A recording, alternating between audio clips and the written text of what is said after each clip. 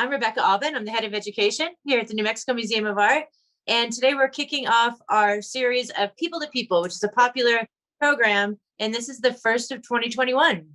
I'm talking with my colleague and friend, Kate Ware, curator of photography, who is about to open a special exhibition on March 13th called Breathtaking.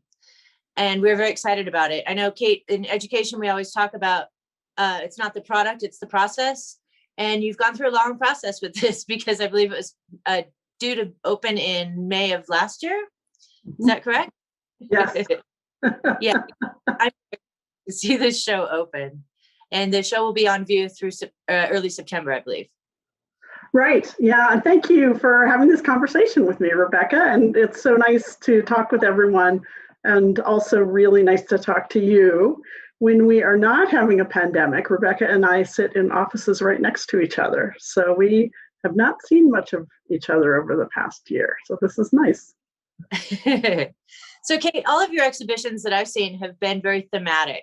And I'm thinking back to the Lowrider Show, Shots in the Dark, where it was about photographers who shoot in the dark, and now Breathtaking. So I know that a lot of the exhibitions that the curators do come from looking through the collection, but I'd like to have you talk a little bit about how you came up with the theme of breath. Yes, breath. Well, I do often work from the collection, and this show is a little unusual for me in that most of the works are on loan, particularly from the artist, the individual artist. But yes, I did get the idea largely from work that I was seeing, and I started close to home. And here in New Mexico, I knew of work by Meridel Rubinstein that was about photosynthesis, some work by Jill O'Brien, who does mark making in time with her breaths. So she sits very quietly for long periods of time, making a little graphite mark as she breathes. And they just become these really beautiful, silvery, meditative drawings. And also Allison Keogh here in Santa Fe. Allison does mark making with her breaths, but her final images are kind of more reflective of the rhythm of breath. And they have this great black and white quality that also seems to kind of mimic the inhale, exhale cycle, and then of course, carbon and oxygen as well. Interesting. So how did you go about finding works beyond local people? Because this subject is really elusive and it's not typical.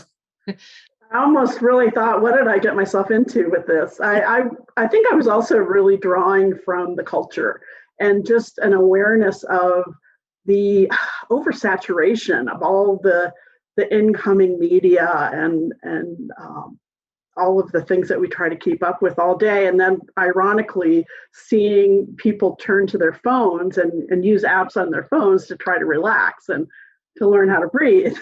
But I've always been really interested in visual artists who try to articulate the invisible, what's invisible. And so much of what is important in our lives is invisible. What goes on in our bodies, what's going on in our brains, how do you make a picture of that? So as you see from two of the pictures here are a little bit more literal in terms of what showing breath. But that was one of the biggest challenges of putting it together, was trying to find ways to have it be seen. Interesting. So this one's very typical. Can we go to the next slide? I really wanted to start the show with the idea of atmosphere. So on the left is a photograph by Meridel, and it's an artist's conception of the air around us and making that palpable in a way, while also having it look very ephemeral. And so this is from that series that she did about human relationships to the botanical world, and that really important reciprocal exchange we have with them. And so that's the first thing you see when you come in the show, is this kind of, global cosmic view of air and atmosphere. So we wanted to really start the show with a light, airy feeling. And you'll also see some work by Stuart Allen, who made these really lovely photographs of soap bubbles and a video also of soap bubbles. That's really mesmerizing. So you've got the very literal idea of breath, and then these very ephemeral kind of environmental. What else did you look for? Here is Jill O'Brien's work that we talked about a few minutes ago, where she does mark making with breaths. And Jill was in New York during the beginning of the pandemic, and she was inspired to do quite a bit of work, new work. And so we had the opportunity to swap out what we had chosen originally for some of this newer work that was very much about this moment. And you see the title of her piece is The Shape of the Sound of a Final Breath. So we'll talk about that a little bit more in terms of that, the resonance of that. But she also did some pieces inspired by what George Floyd Jr. went through when he was killed. And then there on the bottom, you see Allison's work that I was describing as, I almost think of it as she's working with Sumi ink. And so it's almost like dancing these forms to me. Of course, Sumi ink is also made, is carbon. So that's a wonderful connection. That's a great connection. These remind me of taking calligraphy classes and watching monks do sand paintings, and breath is a big part of that.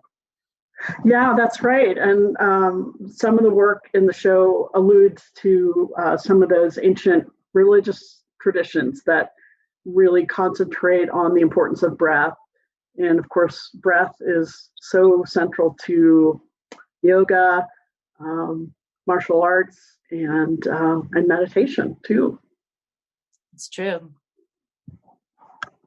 So what other themes did you look for? I was interested in volume. So how do you show the volume of a breath?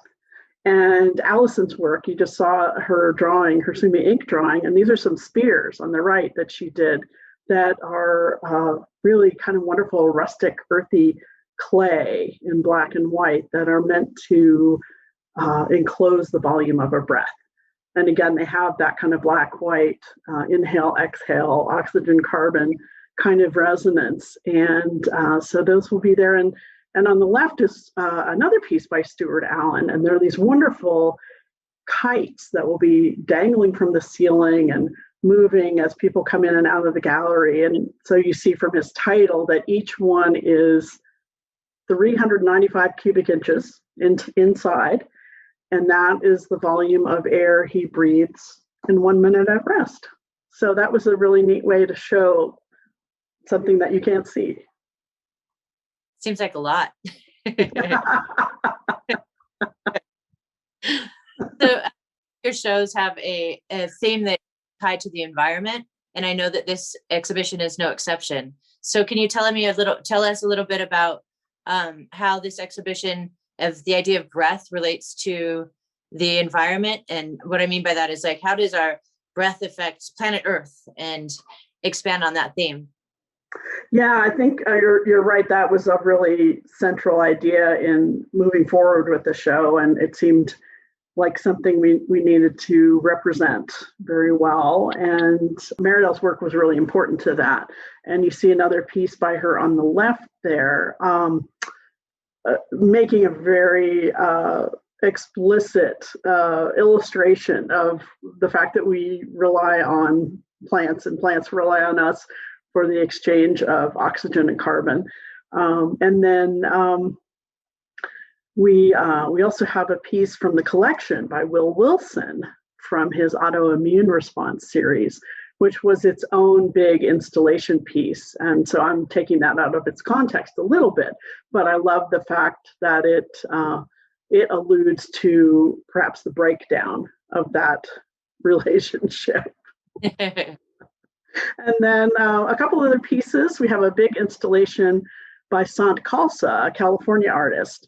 And Sant has done a lot of work, art and activism related to environmentalism. And so this is we've had to adapt her piece a little bit, but so you won't be able to sit on the pillow and handle the prayer book, unfortunately.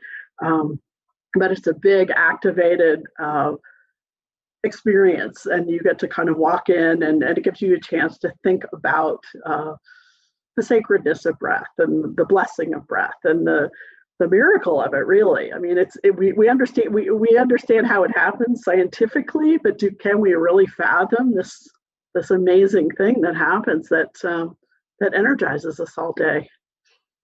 And the piece on the right by Kim Richardson is from a suite of 3 photographs that she made of the ocean.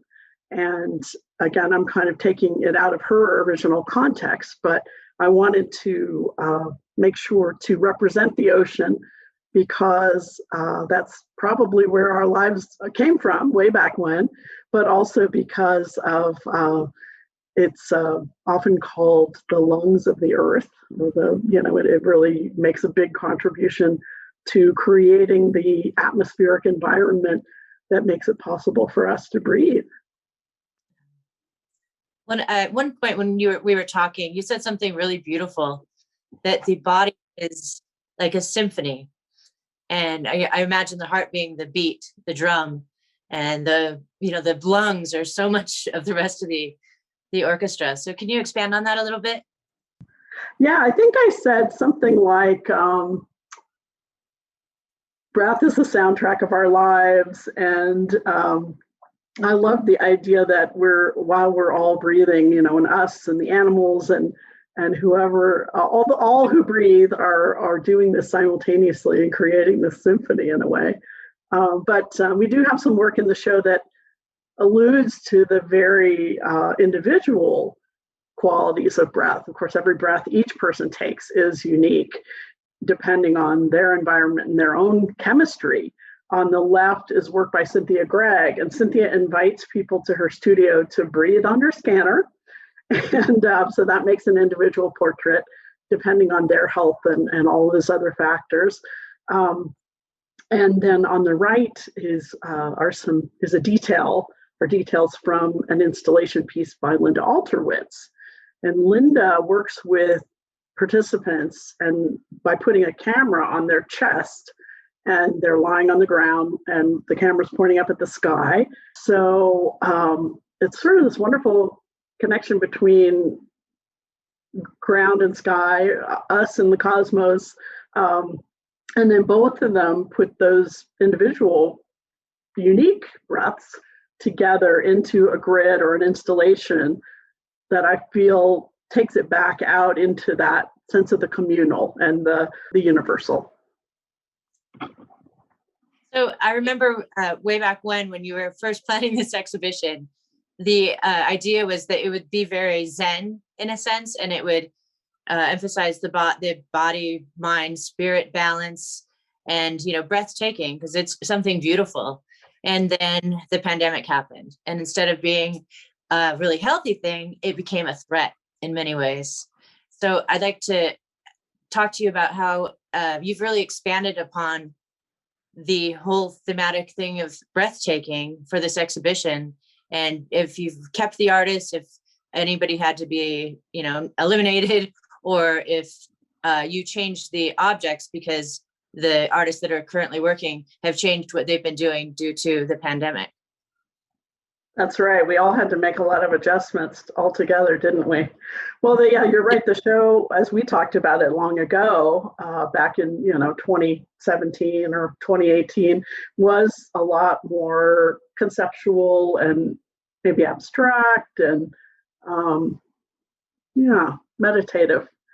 But we really felt during the time the museum had to be closed, we thought that we really needed to add things we needed to add art that addressed what was going on right now. And it's such a shared experience. People are experiencing things differently, but it's something that we all are trying to process. So one thing we had to let go of, sadly, was this wonderful installation by Oscar Munoz, which is a series of metal plates on which viewers breathe to make an image appear. And it's just an incredibly moving, powerful piece. But we can't have people breathing on the art anymore. No. And I think I mentioned, Yeah, we had to adapt Sant's piece a little bit too. Sant calls us installation that was, meant to be handled. And so that's disappointing, but what are you going to do? Adapt. Adapt or die. Yeah. So one thing I really wanted a picture of was the COVID virus, this thing that has upended our lives so dramatically and taken so many lives. So I was absolutely scouring the internet. One of the challenges, of course, of showing work about contemporary issues is people are making it as you're looking. So I really lucked out and found this scientist, David Goodsall, in Southern California, who makes watercolors of cellular structures. And I was just so knocked out by the colors and the wonderful squiggly shapes that he uses. And I feel like it lures you in, and then you realize you're face to face with the enemy, basically. Well, it's not unlike the poison blue that you see on the octopus. That's very bright blue, cobalt blue, or I think of the poison dart frog, who's really, really cute and tiny, but deadly. But they're so bright and vivid. Cute and poisonous. Yeah. And look at coronavirus. It's pretty and pink. Yeah. So and the other thing we included were these ceramics, these porcelain pieces by Peter Olson in Philadelphia. And Peter makes the vessel and then uses photographs that he's taken at archives and libraries and the CDC even.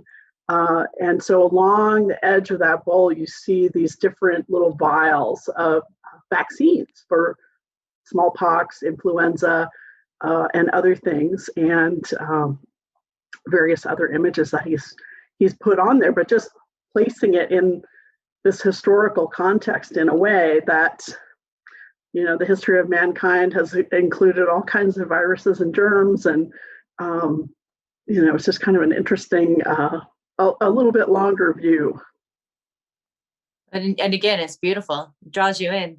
Yeah, the patterning and just the wonderful kind of, sense of that antique illustration style that he's captured. When all the pandemic have really had an effect on our community. So, and I know you've always been really important. You've always been all your exhibitions really have a tie to the idea of community. So I know that you haven't left that aspect out. So who should about community in the show? Well, and the other thing you were asking about what subjects and what needed to be represented, and I felt like we had to have some mask images, right? Of course. This is the big feature of our lives every day. I can't, this seeing somebody's whole face is really a novelty these days. But so Don Usner, who's a photographer here in Santa Fe, was, I follow him on Instagram. And so I saw that he was traveling around the state making images of how people were coping with the pandemic. So here, for instance, on the left, you see a picture that he took of a man who needs to work for a living. And he's in a park where people often come to hire day laborers. But he's absolutely swathed in everything he can get his hands on, because at this point, we weren't that clear on how the virus was transmitted. So he's got to go out into the world. So he's really trying to protect himself, even though he's aware of the danger.